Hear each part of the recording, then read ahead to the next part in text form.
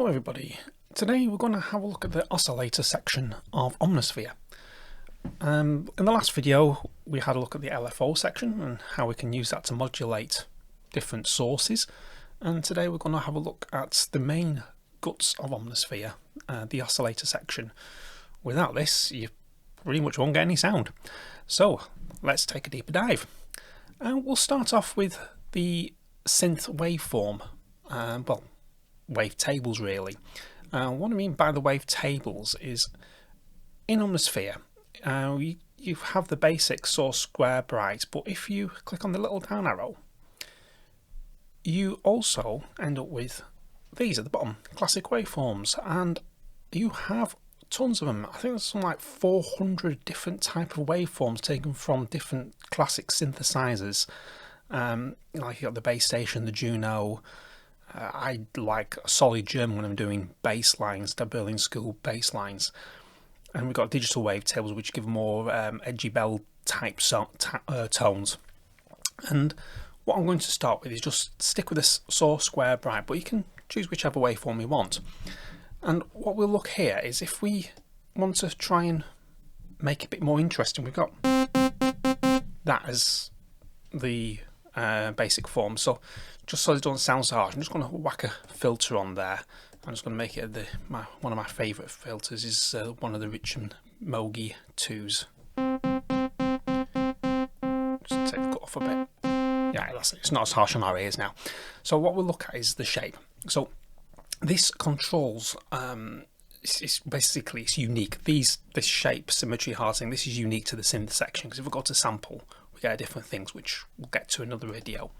But in the synth section, we've got the shape, and this slider, when you move it, it sweeps through the waveform of the selector wavetable. So if we just sweep it through, you see it starts getting more square as you move it, and this adds a different tone. So what I'm going to do is hold down the C,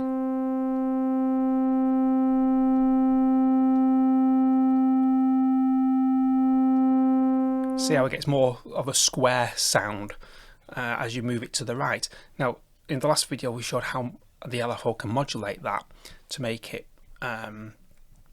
sort of give more movements, and I'll just quickly demonstrate. So if we just do smooth target, here we go. See what I mean? You kind of modulate that to just mute it for now. You can modulate it to give a bit more sort of like a difference in the sound, instead of you just get a static sound. And the next parameter we're going to look at is symmetry. So this varies the span of the waveform, and we use this to sort of simulate pulse width modulation. So this is really good for sort of like as a modulation target. So if we move it, if you see what happens here, see how that waveform updates, becomes even more square as we go along with the symmetry. So played, it goes. So that's coupled with this, you can get some very interesting sounds. So what I'm going to do is unmute synth shape and just change that to synth symmetry.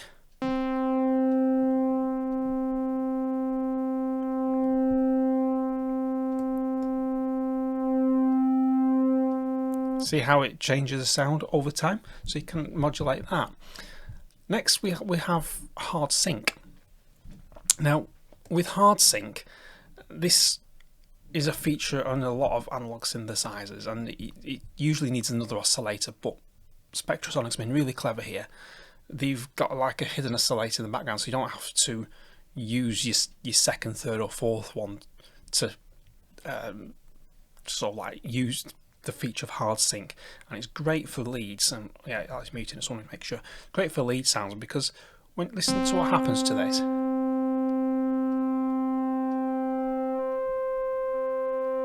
Becomes more metallic, quite aggressive, and you got those on the Oberheim and Prophet 5 synths mainly, you know, back in the day.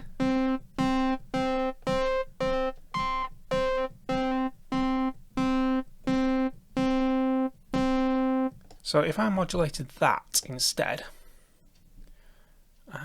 synth hard sync. Just move that up a bit.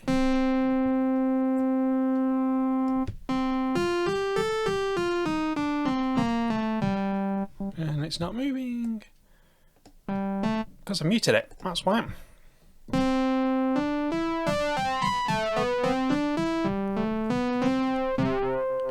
So you could actually have every note sound slightly different when you're playing.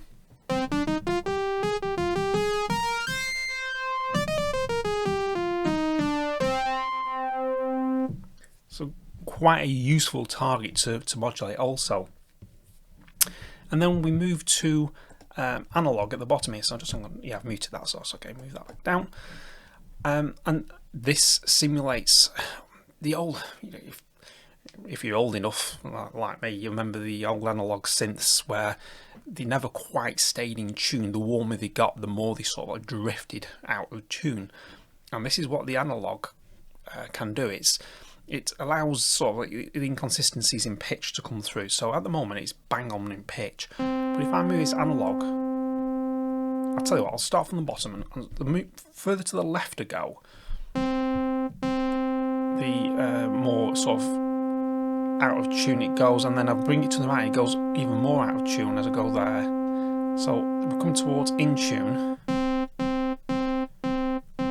Now you can start hearing inconsistencies coming in now from now on. See, it's coming now. It's about there, it sounds very flat.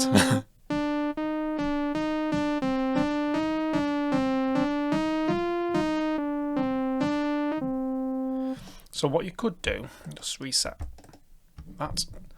To reset, if you hold Control and just click on it just takes it to half straight away. So it sort of like resets the analog. So what we can do is, if I just oscillator and synth analog and mute that.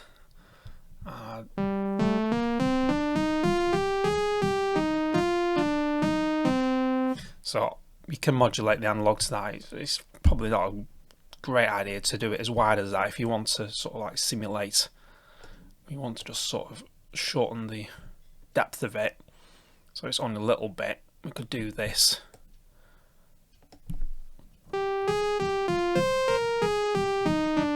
So it gives a bit more of an analog-y, old school style sound as it drifts in and out of tune. So we'll mute that. And the next thing we've got phase. Now, phase, you do need to have another oscillator working for this, because what we're going to do here is just copy, I'll just close that modulation page, and we copy this layer and we paste into layer B. I'll do that again so you can see what I did there. Is you go into your layer A, utility, copy layer, click on your layer you want to paste it to, utility, paste layer, and it'll copy every single setting that is in layer A into layer B. So we've got exactly the same sound playing twice, and you can hear it. That's in phase. But the more I move this to the right, the more it'll go out of phase. So see,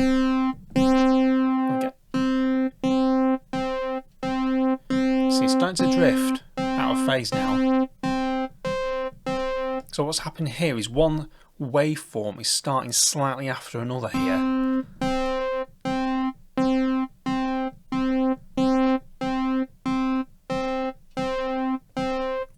When you get over to here, you're 180 degrees out of phase. So essentially, you're almost back to where you started. It's only when you go in between that you start hearing subtle differences, especially around that mark. That's about a 90 degree out of phase. So you get more of a hollow sound. So that's a quick run through of the oscillator section for the synth parameters. What we'll do in the next video is I'll look at the sample section, which is a bit more complicated, and also what you can do with this FM, ring modulation, wave shaping, unison, harmonics and granular. I might split these into separate videos because there's quite a lot to get through on these last three. So next time we'll have a look at the sample frequency, FM modulation, ring modulation, and wave shaping. So if you enjoy this video, give it a thumbs up, subscribe to the channel, ding that bell and you know when the next one's going to be out, and I'll catch you then.